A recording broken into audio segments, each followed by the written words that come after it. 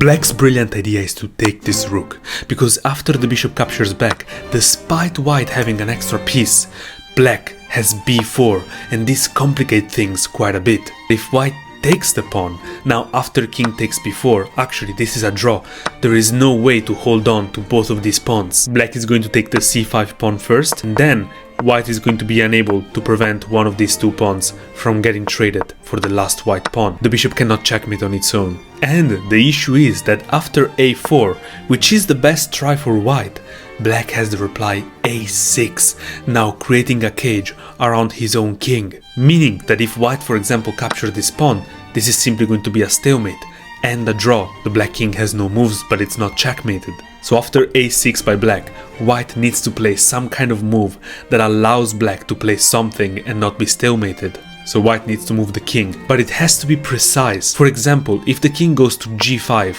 now after f5, this is a forced draw. Notice that you cannot take the pawn again for the stalemate, and you cannot step in front of it to stop it because of the stalemate. But if you do anything else, the pawn is simply going to run, and it's either going to lead to stalemate or run down to promotion.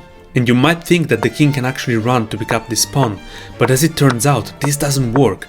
Both sides manage to get a queen. Black can give a check, white moves, but now queen to g3 is either going to lead to a perpetual check, or if you defend with the queen, now black is going to trade, and once again, this is a stalemate. So the first very precise move that white needs to find is king to f5, allowing the pawn to move, but only one step. Now, to understand the next two moves of white, we will need to see what white's plan is. White's only way to win this game is to now play king to g4, allow f5 check, and then precisely king to h3. The king and pawn engage in this dance as they walk along this narrow path. And now we see the idea of white, bishop to e2, and now after f3, the only winning move in this position is the incredible bishop takes a6. And before I show you how this works, let's see why the other king moves would have not worked.